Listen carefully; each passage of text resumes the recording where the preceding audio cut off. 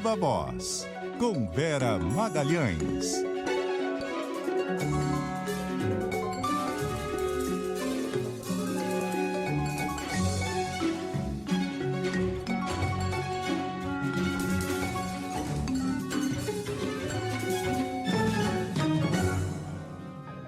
Oi, Vera, boa noite, tudo bom?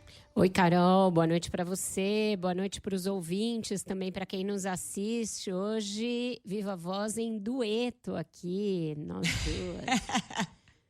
Viva Voz em dueto. Fernanda Andrade foi apresentar o estúdio CBN. Estamos só nós, mas não falta assunto, viu? Porque a gente vai começar falando sobre essa nova fase da operação da Polícia Federal com relação aos desvios, né, aos descontos irregulares em benefícios de aposentados e pensionistas do INSS. E uma fase importante, porque não só tivemos a prisão do ex-presidente do INSS, como a informação no relatório da Polícia Federal de que ele recebia propina mensal e num valor elevadíssimo. Vamos a Brasília com Igor Cardim. Oi, Igor, boa noite para você de novo.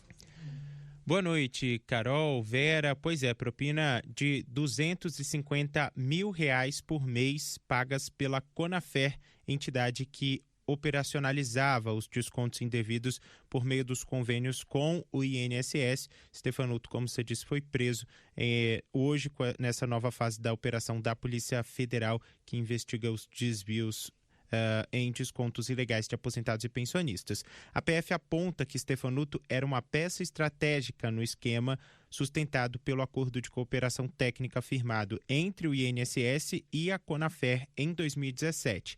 De acordo com a Polícia Federal, mensagens, planilhas e ordens de repasse sem comprovação de filiação mostraram que o esquema teria desviado mais de 640 milhões somente entre a Conafer e o INSS entre 2017 e 2023.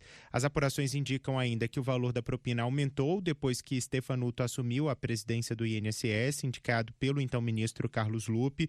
Antes disso, ele já recebia propina de 50 mil a 100 mil mensais. O servidor da Receita Federal, Stefanuto, foi procurador-geral federal especializado do INSS entre 2011 e 2017, ano em que o acordo foi firmado. A propina, segundo a PF, foi paga por meio de empresas e até uma pizzaria. Após a primeira fase da operação sem desconto em abril, ele foi afastado do cargo e depois demitido por ordem do presidente Lula, embora Lupe tenha tentado mantê-lo na função. Além de Stefanuto, outras 7 pessoas foram presas, entre elas o ex-procurador-geral do INSS, Virgílio Antônio Oliveira Filho, a esposa dele, Thaisa Hoffmann, o diretor da Conafer, Tiago Abraão Ferreira Lopes, e empresários ligados à entidade. Também houve mandado contra Antônio Carlos Antunes Camilo, conhecido como o careca do INSS, que já está preso desde setembro.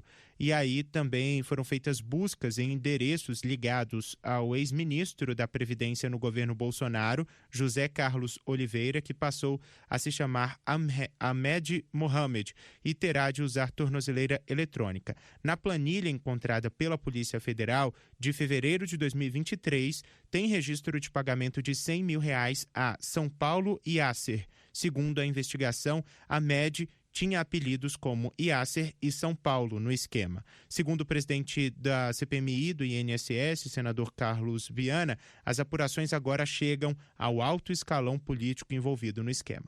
São os operadores e laranjas que receberam e sumiram com o dinheiro e hoje foram presos em boa parte, mas que há outros que ainda serão presos ou têm que dar explicações porque colaboraram no desaparecimento dos bilhões dos aposentados. Primeiro escalão, que ao nosso ver foi pago pelo segundo escalão, esse primeiro escalão que é formado por políticos, pessoas que de governo a governo ajudaram e incentivaram ou indicaram essas pessoas, esses servidores, para continuarem na Previdência. Teve também buscas em imóveis do deputado federal Euclides Peterson, do Republicanos de Minas Gerais, e do deputado estadual Edson Araújo, do PSB do Maranhão. Durante as buscas, a PF apreendeu carros de luxo, dinheiro em espécie, armas e munições. Em nota, a defesa de Alessandro Stefanuto disse que vai comprovar sua inocência. O gabinete do deputado Euclides Peterson afirmou que ele está à disposição da Justiça e as demais demais defesas não foram localizadas. Carol. Obrigada, Igor. Vera, escandalosa essa informação, né? E acho que a primeira evidência mais robusta de que havia realmente pagamento de propina e do tamanho desse esquema, né? Pois é, um desgaste para o governo, por um lado, ter o ex-presidente do INSS preso e com essa informação de propina ali periódica, mensal, em valores exorbitantes, e todas as associações envolvidas, é tudo muito desgastante para o governo. Mas a narrativa vai ser, para tentar virar o jogo, vai ser que foi justamente uma condução da Polícia Federal, um inquérito conduzido pela Polícia Federal que levou a essa conclusão, antes mesmo da CPMI. Bem antes da CPI, eles conseguiram chegar a essa conclusão, prender o Stefanuto, e o Lula vai dizer que quando ele soube, ele afastou, depois demitiu, e que a Polícia Federal levou à prisão, que, portanto, o governo não está tentando salvar ninguém, não está tentando fazer com que ninguém escape das punições. Ontem já tinha tido uma derrota para o governo nesse assunto, né, Carol? Porque o Senado votou um projeto do Rogério Marinho, que é o principal nome da oposição, terminando com o desconto automático, né, para essas associações das aposentadorias. É uma coisa que a oposição vinha batendo muito na tecla, e aí eles conseguiram fazer passar o fim dos descontos automáticos, que é o óbvio. O governo deveria já ter tomado a frente nessa pauta, mas demorou e deixou cair no colo da oposição. E aí, com isso, vai ficar ali carimbado, mais uma vez, que o PT e que o governo estavam protegendo associações que estavam atuando do lado dessas entidades, enquanto a oposição está do lado dos aposentados. Eles bateram bumbo nas redes sociais, vitória dos aposentados, acabou o jugo, libertamos os aposentados das fraudes, etc. E no dia seguinte a operação para o governo tentar uma narrativa de que ele está fazendo alguma coisa. Vamos ver se esse caso ainda tem o potencial de impactar de alguma maneira a popularidade do presidente. A gente vai tratar desse assunto aqui hoje, porque teve o segundo bloco aí da pesquisa Quest, agora sobre as eleições, né? E acho que essa operação também dá uma noção melhor da linha do tempo, né, Vera? Porque a Polícia Federal diz que o Stefanuto já recebia propina mesmo antes de se tornar presidente do INSS. Ele era funcionário de carreira. Então, também, de certa forma, serve de argumento para o governo, até porque tivemos um ex-ministro da Previdência, alvo aí de mandado de busca, um ex-ministro do governo Bolsonaro. Então, de certa forma, é um argumento para o governo dizer, olha, era um esquema que já existia, né, desde o governo Bolsonaro e desde antes. Agora, não elimina o fato de que o Stefanuto foi promovido a presidente do INSS e que o então ministro Carlos Lupe o defendeu com unhas e dentes, né? Ele só caiu por ordem do Lula bem depois, né? Ele sempre foi alguém da engrenagem, né? Da engrenagem do INSS e dessas associações. Então, acho que até se aproximou do Lupe por conta disso, de já estar ali muito embrenhado no sistema, no esquemão do INSS. Não vai tirar de todo a coisa de cima do Lula, principalmente porque entidades, sindicatos, associações, tudo isso tem uma carga muito próxima da esquerda e do PT, e tem sindicatos que são próximos do PT, então esse desgaste existe. O que a gente não sabe é se ele já está diluído ali na popularidade do presidente, que por ter sido revelado já há alguns meses, o que ele poderia causar de estrago já causou. Eu acho que o fato da Polícia Federal ter se adiantado à CPI ajuda o governo a dar ali um discurso e um respaldo para quando isso chegar na campanha dizer, olha, a gente apurou, a gente puniu e não poupou ninguém. Tem aí a devolução, a conta-gotas do dinheiro dos aposentados e tem aqueles que foram vítimas da chamada fraude da fraude. Então, as pessoas reclamaram que tiveram descontos indevidos nos seus contra-cheques e as associações disseram, não, eles autorizaram, está aqui, apresentaram papéis falsos para dizer que as pessoas haviam autorizado descontos nos seus contra-cheques. Quer dizer, é uma ousadia tremenda desse pessoal, né? Era um esquema muito bem montado e muito grande. Não dá para falar que era um esqueminha qualquer. Praticamente descobriram o jeito maravilhoso de ter fraudado. Aposentados, muitos dos quais não têm acesso para reclamar, não sabem nem o que está sendo descontado. Você vai lá e pega e garfa a aposentadoria das pessoas na mão grande. Era um esquema enorme e que demorou para ser descoberto e desbaratado, e que agora, aos poucos, as pessoas vão ser ressarcidas, né? Mas o estrago foi grande. Vamos falar do imbróglio aí do projeto de lei antifacção, Vera? A gente passou a semana inteira falando desse assunto, né? Estamos chegando aí ao final quase da semana e parece que a votação, se acontecer, vai ser só na semana que vem. A Samantha Klein está acompanhando em Brasília. Oi, Samantha, boa noite para você de novo. Carol e Vera, boa noite. Vamos falar muito ainda a respeito desse PL antifacção, pelo menos até a próxima terça-feira, se realmente ficar confirmada a apresentação de um 5º relatório pelo secretário licenciado da Segurança de São Paulo, Guilherme Derrite, e se o texto realmente for à votação. Lembrando que ontem a oposição, líderes ali governistas do centrão, pediram mais tempo para discutir esse relatório, até porque ele foi entregue de última hora, quando a sessão plenária já vinha acontecendo. Mota insistiu ainda para tentar votar o texto ainda ontem, mas acabou sendo vencido e aí deixou como pauta única para a próxima terça-feira esse texto. Pelo lado do governo, o presidente Lula hoje, numa reunião ministerial, pediu o empenho dos ministros, lembrando que já que foram os governadores que tentaram aí articular a questão da PEC da segurança e também da lei antifacção ou do marco do combate ao crime organizado, a ideia é que os ministros entrem em campo, trabalhem mais perto dos governadores. Claro, aqueles mais aliados, já que os da oposição vai ser muito difícil, e também com as bancadas para tentar avançar com estes textos.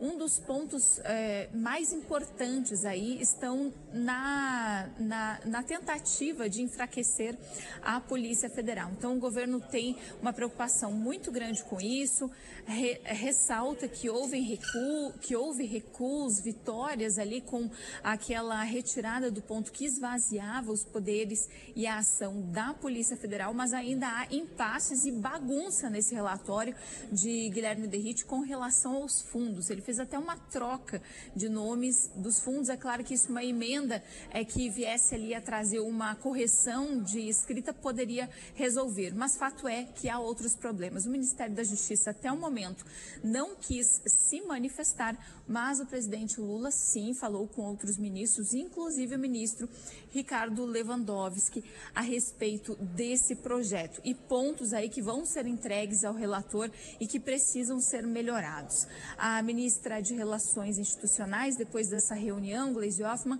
até conversou com a imprensa. Ela disse que o empenho também de ex-governadores junto às bancadas deve ajudar a destravar essas negociações. E, claro, parece pouco tempo, já que o próprio relator voltou a São Paulo hoje, volta provavelmente só na segunda-feira, segundo informações da assessoria dele. A oposição está afirmando que o texto é bom, fazendo elogios a Derrite, mas quer endurecer ainda mais o texto.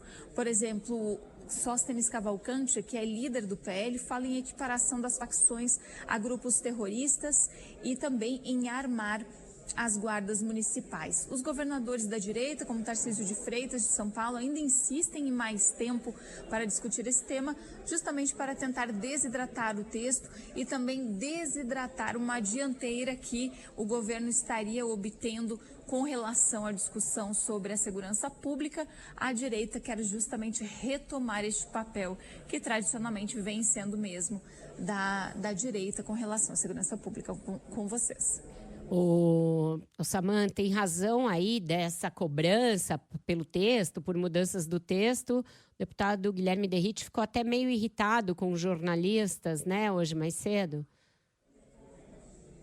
Ele deu quase um chilique, assim, Vera, a gente pode dizer. Não que isso não aconteça com outros parlamentares, mas nesse momento em que ele é muito buscado, em que as pessoas querem falar com ele, obviamente não se vai perder tempo quando ele está por perto, passeando ali pelos corredores, é claro que a gente vai perguntar. E aí ele foi bastante grosso com colegas, inclusive da TV Globo, da Globo News. Ele disse que não tinha texto e que já estava irritado com tantas perguntas. A gente separou esse trechinho.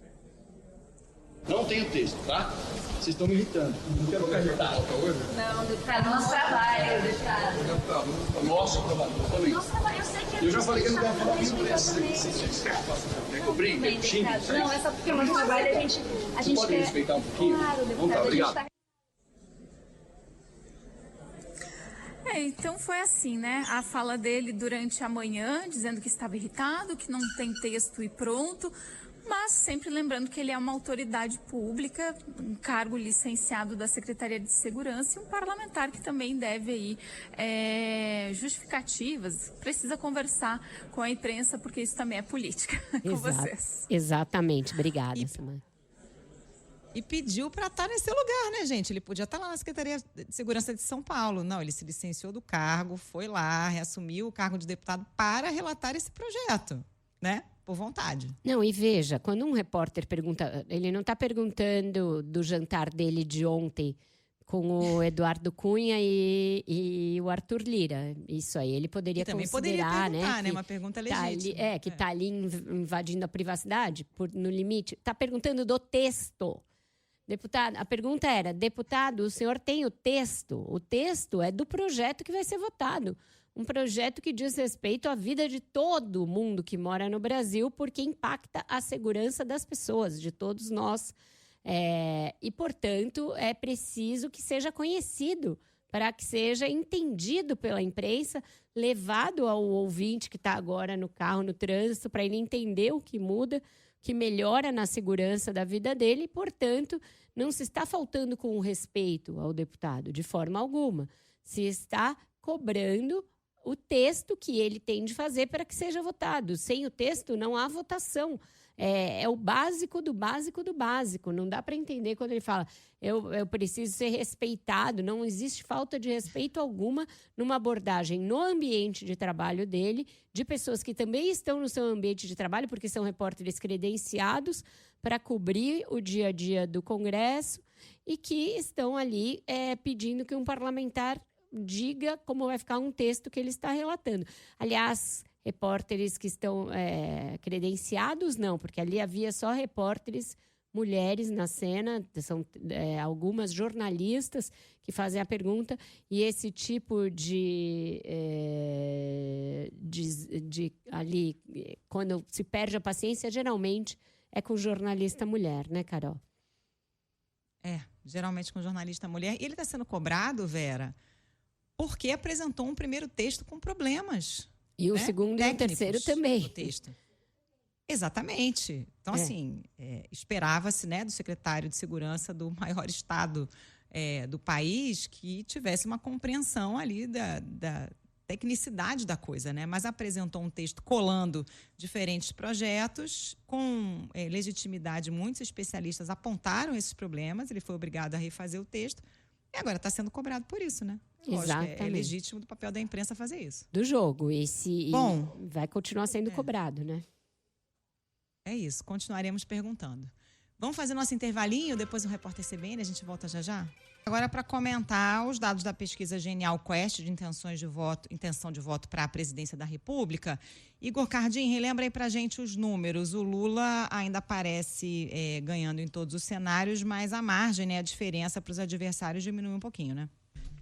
Pois é, vamos lá, Carol. O presidente Lula mantém a liderança em todos os cenários de primeiro e segundo turnos pesquisados, porém com vantagem menor sobre todos os adversários. A oposição conseguiu recuperar espaço justamente na temática da segurança pública. O adversário que mais se aproxima do presidente Lula é o ex-presidente Jair Bolsonaro, que está inelegível. No cenário de segundo turno, Lula teria 42% contra 39% de Bolsonaro. A diferença, que era de 10 pontos percentuais em outubro, caiu para 3, o que faz eles empatarem tecnicamente. A pesquisa mostra que caiu bastante a diferença de Lula para outros 3 candidatos. Agora, a distância de Ciro Gomes, Tarcísio de Freitas e Ratinho Júnior é de 5 pontos. Lula tem 38% das intenções de voto contra 33% de Ciro Gomes, do PSDB. Contra o governador de São Paulo, a vantagem de Lula é de 41% contra 36%. E contra o governador do Paraná, Ratinho Júnior, Lula venceria por 40% a 35%. Em outubro, a diferença para Ciro Gomes era de 9 pontos, para Tarcísio de 12 pontos e para Ratinho Júnior de 13 pontos percentuais. Como eu trouxe, essa diferença agora está igualada em 5 pontos contra todos esses adversários. A pesquisa avaliou o que os entrevistados pensam sobre o melhor resultado da eleição presidencial para o Brasil. Aparecem empatados tecnicamente os que preferem um nome não ligado a Lula ou a Bolsonaro, 24%, e os que querem a reeleição do presidente, 23%. Entre os independentes, no entanto, não querem nem Lula e nem Bolsonaro. A ideia de um outsider é considerada a melhor opção por 11% de lulistas, 8% de bolsonaristas e 27% dos independentes. A pesquisa foi realizada entre os dias 6 e 9 de novembro, foram 2.004 entrevistas e a margem de erro é de 2 pontos percentuais. Carol. Obrigada, Igor. Obrigada, Igor. E para falar ainda sobre isso e a repercussão justamente na direita dos números da pesquisa Quest, Carol, está aqui no estúdio com a gente, a Bruna Barbosa, nossa repórter, que ouviu alguns dos que aparecem na pesquisa. Boa noite, Bruna. O que você traz para a gente? Oi, Vera. Boa noite para você, boa noite para a Carol, para quem nos acompanha por aqui. Bom, o governador Tarcísio de Freitas volta a dizer que continua olhando para São Paulo, que a eleição está bastante distante. Não quis ali, de certa forma, mesmo com o resultado da Quest, fazer algum tipo de sinalização em relação a uma mudança para 2026, mas não poupou críticas ao governo federal, ao presidente Lula, falando ali da situação fiscal do país, citando ali também a segurança pública como um dos principais fatores para essa queda, para essa desvantagem que a pesquisa Quest mostrou hoje do presidente Lula em relação aos números que a gente via no mês passado, porque a gente fala de uma pesquisa, de uma diferença de pesquisa de pelo menos um mês, mas um mês onde muita coisa aconteceu, especialmente nesse cenário de segurança pública, e é um cenário que cada vez mais Tarcísio aparece como evidente aqui em São Paulo. Fato é, Vera, que pessoas próximas ali a Tarcísio insistem na tecla de que ele tem buscado sair de cena para não ter nenhum desgaste em relação a essa situação do Rio de Janeiro, o que aconteceu com o Cláudio Castro, mas é um tema que ele deve usar bastante no ano que vem. Assim como. Aqui eu estou falando de segurança de uma forma geral e uso um caso bastante fresco de hoje, de agora a pouco, que é a situação da Cracolândia aqui em São Paulo. O governador hoje insiste que a Cracolândia acabou, que não existe mais e deve usar esse cenário também para o ano que vem, para uma campanha nos dois cenários, tanto num cenário de reeleição aqui em São Paulo, usando como um trunfo político, ou até mesmo num caso de concorrer à presidência da República, batendo nessa questão de segurança que é bastante importante para Tarcísio de Freitas. Uma informação que acaba de sair também é que o ministro Alexandre de Moraes acabou de autorizar a visita de Tarcísio de Freitas ao ex-presidente Jair Bolsonaro. Uma autorização que foi solicitada ontem pela defesa de Bolsonaro. Eles pediram para que esse encontro acontecesse o quanto antes, mas foi liberado somente para o dia 10 de dezembro. Não foi só Tarcísio de Freitas que recebeu essa liberação. Alexandre de Moraes também libera visitas do governador do Rio de Janeiro, Cláudio Castro, Goiás, Ronaldo Caiado, e do deputado federal Guilherme Derrite, que é relator do projeto de lei antifacção. todos vão se encontrar com o Bolsonaro antes de Tarcísio, né? Cláudio Castro, 26 de novembro, Derrite, 1º de dezembro e Caiado no dia 9 de dezembro. O que acontece é que o julgamento do Bolsonaro termina oficialmente amanhã, com a fase de recursos. O Supremo ainda precisa publicar um acórdão. Depois desse acórdão, as defesas ainda têm um prazo de 5 dias, tem feriado. Algumas coisas podem acontecer, Vera, mas não sei se até o dia 10 de dezembro essa visita acontece para que Tarcísio se encontre novamente com o ex-presidente Jair Bolsonaro. Ótimo, Bruna Barbosa, aqui de São Paulo. Obrigada, Bruna, pelas suas informações. Vera, o que a gente pode dizer desses números? O Lula vinha numa recuperação, né? Toda essa polêmica aí na área da segurança parece, de fato, ter atrapalhado o desempenho do presidente e colocado uma azeitona aí na empada dos possíveis candidatos de oposição.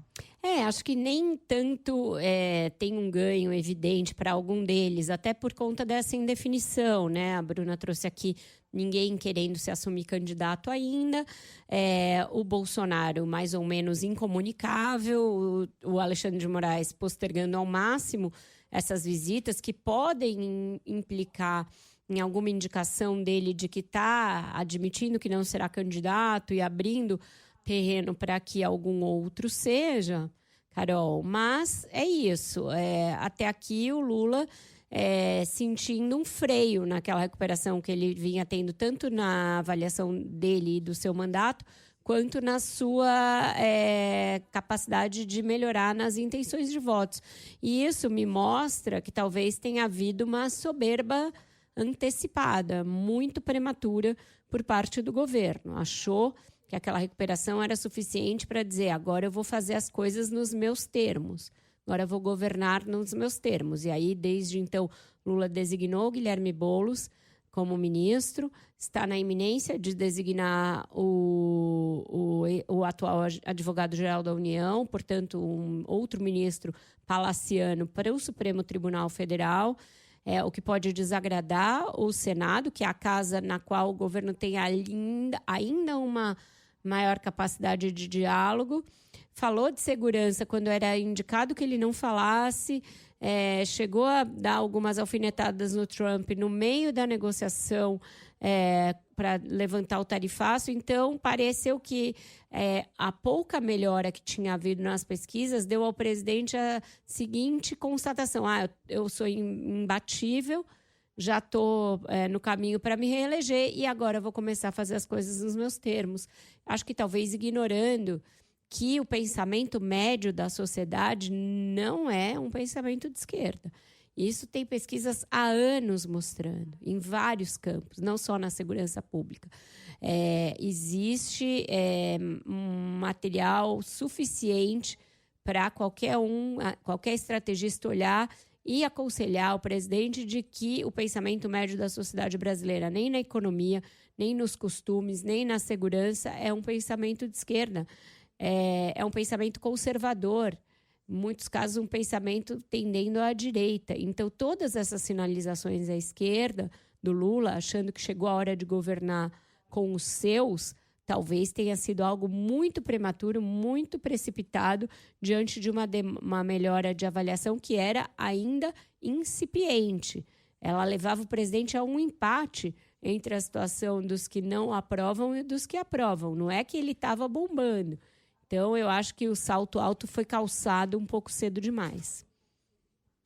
Agora, Vera, é difícil tentar pensar com a cabeça do Bolsonaro, né? Porque ele é imprevisível. Ontem a Bruna falava sobre essa expectativa, né? De talvez, depois dessa conversa com o Tarcísio, de fato, ele ungiu o nome do Tarcísio para ser o candidato à oposição e tal. Ele vai ter outras reuniões, não vai ser só com o Tarcísio, né? Tem o Caiado, tem o Derrite, tem o Cláudio Castro. Será que o Bolsonaro tem essa ótica assim, de aproveitar esse momento, discussão de pauta de segurança para fazer esse movimento? Ou vai continuar esticando a corda e dizendo que o candidato deveria ser ele mesmo? O que advogados, correligionários, dirigentes do PL dizem, Carol, é que ele sabe que na hora em que ele passar o bastão, ele vai estar um pouco mais sozinho, com menos gente trabalhando a seu favor, trabalhando em favor, por exemplo, de que ele vá para uma domiciliar, protestando contra o Supremo, etc, etc. Ele acha que ele morre um pouco assim que ele disser que o candidato não é ele. Então, por ele postergaria o máximo que pudesse, mas não é que agora já não depende mais totalmente dele. Existe um certo desespero nos partidos da direita com essa demora, porque ela está levando justamente a que ninguém consiga alçar voo. Tem um teto ali colocado sobre a cabeça de todos eles, alguns até com complicações para se assumir candidato, porque quando o Tarcísio ameaçou colocar um pouco a cabeça para fora, ele foi bombardeado pelo bolsonarismo mais raiz, a começar do Eduardo Bolsonaro. Então, eu acho que ele vai ser pressionado a fazer isso o mais rápido possível, e talvez essas conversas girem sim em torno disso. Vamos fazer mais um intervalo? A gente volta já já. Estamos de volta aqui com o Viva Voz e a gente está na expectativa, nossa reportagem também em Brasília, de olho, né, atenta para acompanhar, porque tem reunião marcada do chanceler brasileiro Mauro Vieira com o secretário de Estado americano Marco Rubio em Washington. Eles já tinham conversado, ali uma conversa paralela durante a reunião do G7, né, no Canadá, e aí agendaram essa reunião mais formal para discutir toda a questão do tarifácio. A gente falava, né, Vera, que vai se desenhando talvez um acordo ali mais setorial, né? Alguns setores que podem ter um alívio, por exemplo, o setor do café. A Isa Stacerini já está pronta em Brasília, está designada para acompanhar tudo, né, Isa, dessa reunião que ainda não começou.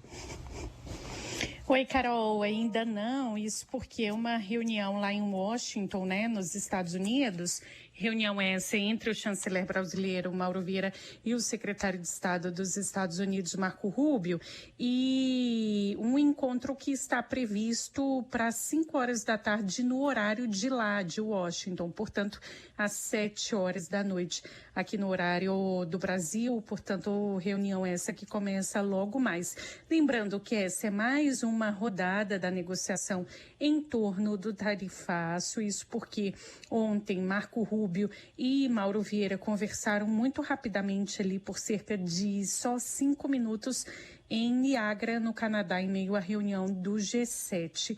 Lembrando que o chanceler reforçou a Marco Rubio aquela proposta que foi encaminhada na semana passada do Brasil para os Estados Unidos, né, na intenção de reverter o tarifaço, e aí Rubio ficou de conversar com os técnicos americanos e dar uma resposta sobre a sinalização do governo de Donald Trump a essa proposta brasileira.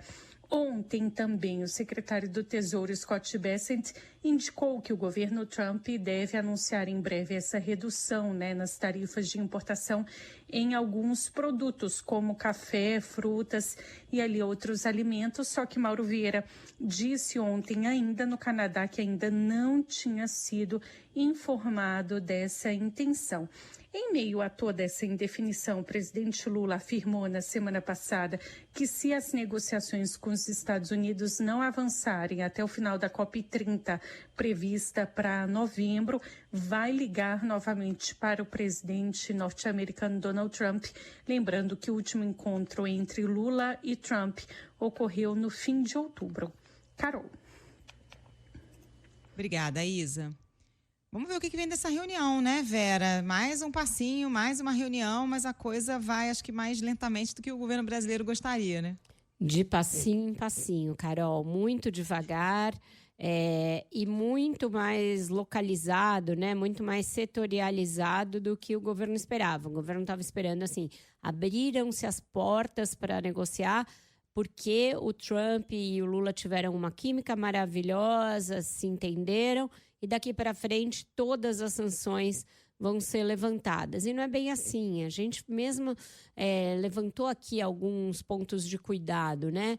O Trump é muito imprevisível, sempre depende do interesse dele e dos Estados Unidos, mais do que do interlocutor e do outro país. Se ele entrasse em algum outro contencioso ou com algum outro país ou no fronte interno, isso poderia atrasar as coisas ou até fazer com que elas retrocedessem, que foi o que aconteceu muito. Ele, depois disso, se viu envolvido numa negociação com a China, e agora está às voltas ali com as revelações do caso Epstein nos Estados Unidos. e isso pode dragar o governo dele. Então, o Brasil não é a prioridade, já não era, e mesmo nas coisas em que os Estados Unidos têm interesse de negociar, aí falando de café, de fruta, eventualmente de carne, não deve ser um ganho 100% como o governo esperava. E também não deve vir acompanhado de um fim das sanções pela Lei Magnitsky. Então, a gente tem aí que olhar com cautela, esperar um pouquinho essa questão e ver o que vai sair daí, né? Vamos ver. Antes de a gente encerrar, Vera, vamos falar de COP30? O Leandro Gouveia tem informações para nós por lá. As negociações continuam também no ritmo mais lento do que gostaria o comando da COP30, né, Leandro? Boa noite para você. Exatamente, Carol, Vera, ouvintes da CBN. A gente teve alguns anúncios aqui importantes para o Brasil, especialmente para a região da Amazônia. Primeiro, a oficialização da entrega de 20 milhões de euros pela União Europeia para o Fundo Amazônia, são cerca de 124 milhões de reais, uma doação que já tinha sido anunciada e agora formalizada. E aí houve o anúncio de um projeto da Organização do Tratado de Cooperação Amazônica por meio do Fundo Amazônia, são 55 milhões de reais, que vai acabar ajudando toda a Amazônia, inclusive fora do Brasil. Então, o INPE, que é o Instituto Nacional de Pesquisas Espaciais, vai ajudar na transferência de tecnologia para os demais países amazônicos, aqui Bolívia, Colômbia, Equador, Guiana, Peru, Suriname e Venezuela. E durante o evento do lançamento, os discursos acabaram resvalando na tensão entre Estados Unidos e Venezuela. A ministra do Meio Ambiente, Marina Silva, falou ao lado de ministros dos outros países, disse que multilateralismo é sinônimo de cooperação, disse que é solidária com qualquer um que seja atacado em sua soberania, sem citar diretamente a Venezuela. Depois ela foi questionada, a jornalista, se tinha a ver com essa tensão e ela respondeu. Nós somos países soberanos e queremos fortalecer relações de cooperação, não de intervenção. E é nesse sentido que a soberania de um não pode ser negligenciada, porque isso significa enfraquecer a soberania de todos. Existem regras para as ações de combate ao crime organizado no âmbito dos acordos internacionais e são esses acordos que devem ser observados. O ministro venezuelano, que falou logo depois, foi mais direto. Ele disse sobre a tensão, especificamente, agradeceu a solidariedade dos presentes ali com o povo venezuelano. Disse que a Venezuela está preparada para enfrentar qualquer tipo de agressão. Sobre financiamento, é um dos temas aí das negociações que continuam ao longo desse dia. Daqui a pouquinho vai ter uma entrevista coletiva da presidência da COP e a gente vai acompanhar porque a Europa doou esses 20 milhões de dólares, mas resiste muito em falar de financiamento público climático na agenda oficial da COP. Carol. Obrigada, Leandro. Vera, deixa eu só complementar essa história aí das incertezas em relação à Venezuela e Colômbia. Teve uma reportagem da CBS News publicada hoje informando que autoridades militares dos Estados Unidos apresentaram ao presidente Donald Trump novas opções de ataque à Venezuela. Essa reunião aconteceu na Casa Branca ontem, com participação do secretário da Guerra, do chefe do Estado-Maior e outros altos funcionários que teriam apresentado ao Trump várias possibilidades aí de operações. Ou seja, as negociações entre Brasil e Estados Unidos, a COP, tudo acontecendo dentro desse caldo aí de tensões aqui na região, né? Exatamente, Carol. E essa questão do financiamento que o Leandro nos trouxe agora é a questão chave, né? O Bruno Caraza ontem mostrou bem a diferença entre essas contribuições voluntárias e, portanto, esporádicas, né? Às vezes em uma única parcela, etc., para fundos como o Fundo Florestas Tropicais para Sempre. E a outra coisa é a necessidade de um financiamento climático com o qual os países se comprometam de uma maneira sistemática e efetiva e institucional. E nisso ninguém quer entrar. E isso é o que é fundamental para que a gente parta para tal implementação que todo mundo defende, que a ministra Marina Silva corretamente defende. Então, Eu acho que a gente está vendo a COP andar um pouco em círculos, sem conseguir uma notícia de vulto, uma notícia realmente relevante e importante nesse aspecto do financiamento permanente das políticas de mitigação, de adaptação, aquelas que são necessárias para a gente realmente começar a colocar a agenda para andar. Vera, obrigada por hoje. Boa noite para você. Até amanhã. E para você também, Carol, um ótimo jornal solito. E amanhã a gente volta com aquele resuminho bacana da semana.